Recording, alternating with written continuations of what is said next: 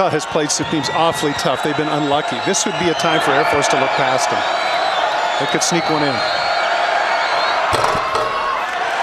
First one won't go for Ewing, and well, we've talked about this home win streak here for these BYU Cougars. They're tied, of course, second in the nation, longest home winning streak with 25, tied with the Air Force Falcons.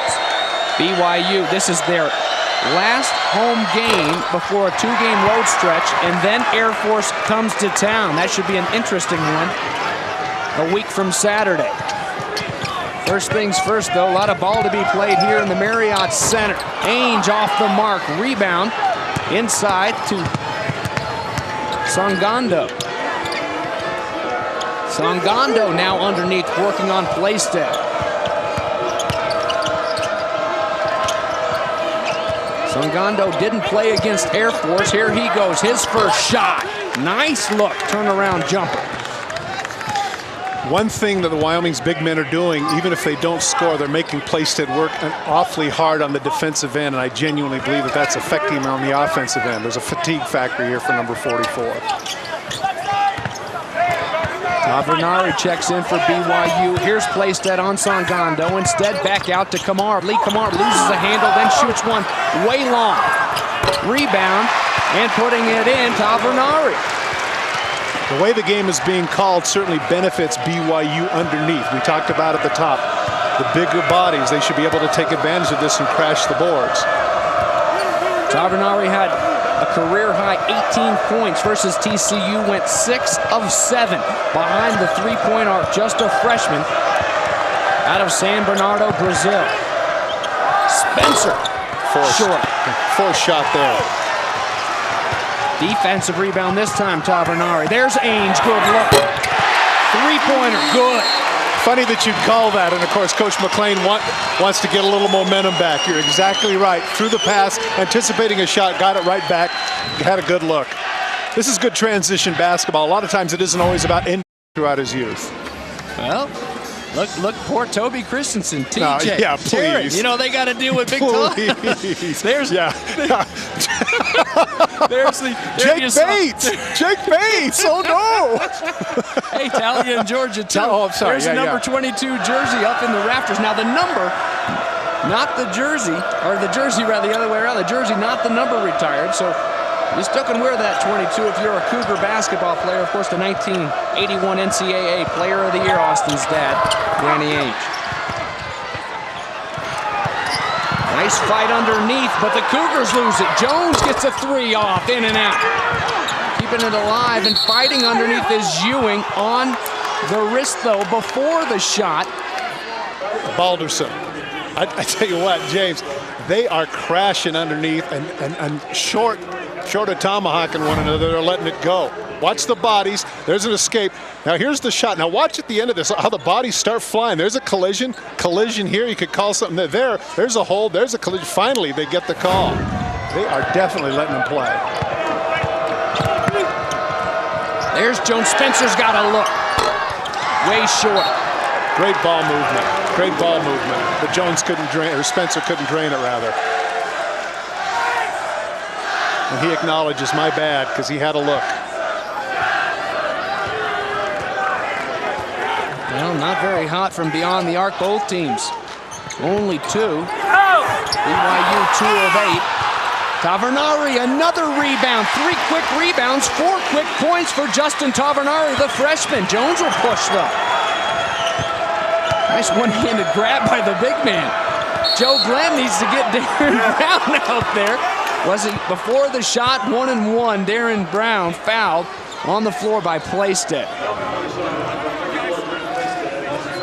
One of the things that BYU is doing to score is they're genuinely laboring.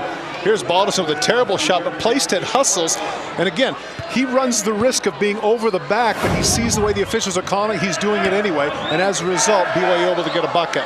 Now watch this. Okay. Aaron Brown saw him shoot Saturday against Air Force. It's not pretty, but he gets his first one to fall. He takes about a foot back behind that line. Hey, man, he looks like Mark Price compared to Shaq. That's not bad at all. Nice stroke. Wow, some field goal percentage too. And if you're only 8.5 points a game, that means he's not shooting too much. It's 60.5. That's nice.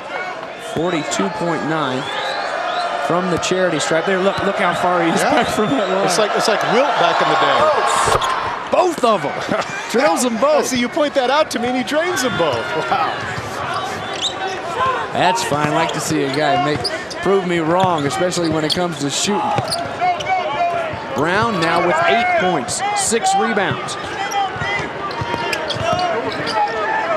Alderson thought about the long three. Instead, gives it off to Keena Young. Keena Young's shot is short, and Brandon Ewing just keeps on fighting under those boards. There's another offensive rebound. He has 6 now. Had a great job by Brown pushing Young completely away from where he wants to be.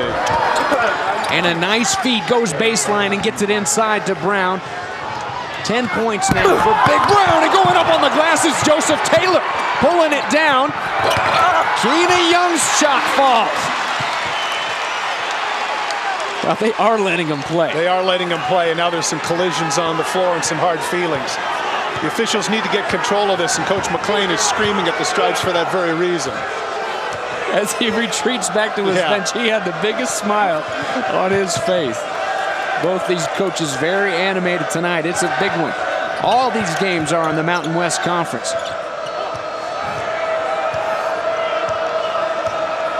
The penetration by the guards has really made an issue. There it is again. Okay, trying to come off. And again, we talked early on about the fact that Jones and Ewing could dish. They weren't just shooters. They've proven themselves. Speaking of shooters, Tavernari. Boy, don't let him get hot. 6 of 7 from beyond the three-point arc against TCU. He's got 7 points in a hurry. And you mentioned with the loss of Brodus, it's not simply his loss, but that hurts him depth-wise. Players like Tavernari need to come off the bench and make significant contributions, not just take up space. Tavernari's mom is a basketball coach in Brazil. Oh, nice pass. Bullet pass from Ewing to Jones. Fouled, though, as he shoots. We'll send him to the line when we come back. Wyoming still on top, but just by 3 now.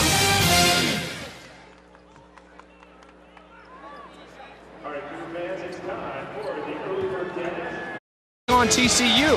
Then at 8:30, New Mexico hits the coast for a showdown with the Aztecs. It's live Mountain West basketball Wednesday on the Mountain. I'm enjoying this thoroughly. You know, as a player, I know that sometimes as a player in basketball, you get frustrated because of the fact that, oh, this didn't get called or this didn't get called. But I think as a general rule, a player, you like it when the officials say, okay, let's just play. Because then you know at both ends, this is how we're going to call it. And whether or not you like the way the officials have been calling it, they've been consistent.